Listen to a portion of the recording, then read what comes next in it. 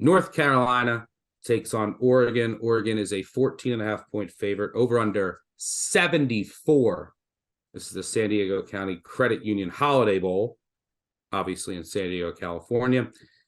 Oregon, no Kenny Dillingham calling plays, the offensive coordinator. He left for Arizona State. Their opt-outs, they lose their top corner, Christian Gonzalez, and then their top defensive end, DJ Johnson. UNC opt-outs, their star wide receiver, Josh Downs.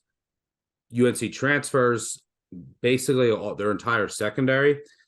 So here's and then they have coordinator changes. Now that it's out above 14, I'm tempted by UNC. My thinking is, look, Downs is out. That's big, but you have Drake May, who said he's coming back. He's going to play here.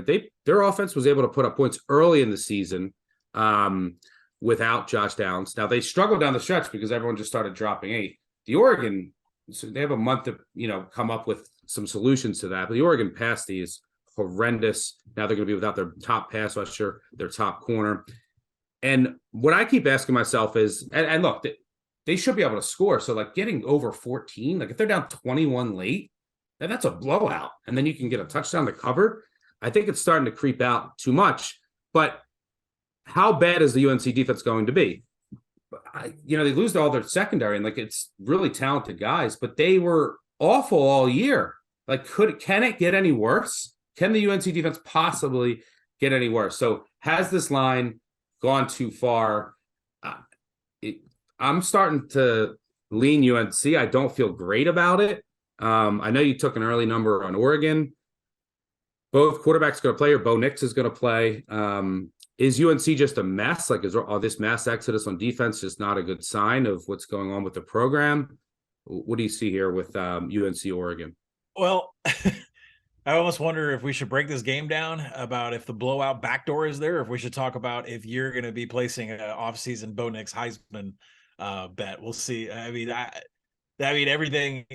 Everyone's going to have a Bo Nix Heisman ticket in their back pocket coming next year, but I think the big problem that you have is like Phil Longo leaving as offensive coordinator. We have not identified who is calling plays for North Carolina. Drake May has turned down what I'm hearing. Pat Narduzzi said $5 million. So Drake May is still going to be around. He doesn't have Josh Downs. Bryson Nesbitt and Anton Green are next up, 110 total targets.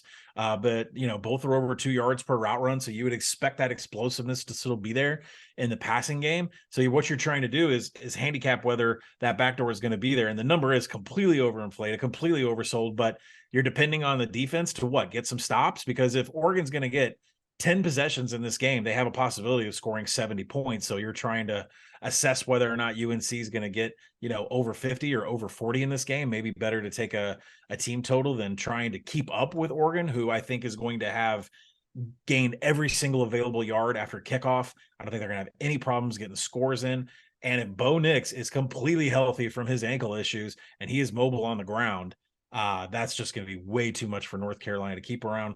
UNC is missing a lot on defense. Tony Grimes, Storm Duck from the secondary. They had 17 forced incompletions this season. That's nearly half of the entire North Carolina total in forced incompletions. So I expect no resistance on that Oregon offense. If you think North Carolina can keep up, I would suggest the team total, because you just don't know if the defense is going to get any stops whatsoever.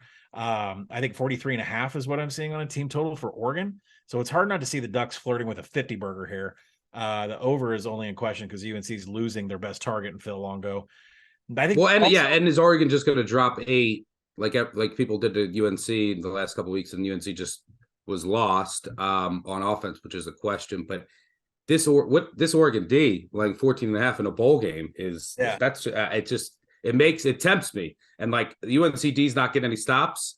Like, they lost their secondary, but I don't think they were getting any stops anyway. So like you don't even care about that. They're 110th in defensive finishing drives. I mean, they're 120.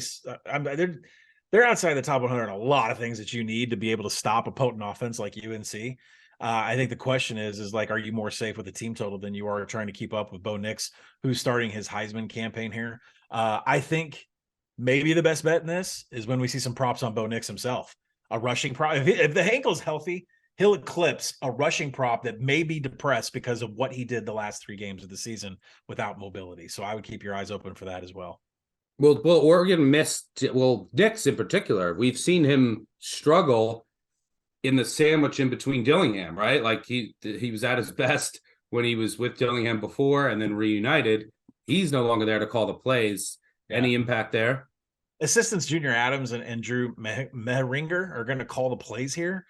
And every analytic is in Oregon's back pocket. You would think that those two assistants are not going to veer far off from what Kenny Dillingham was calling. I wouldn't suspect that they do anything different.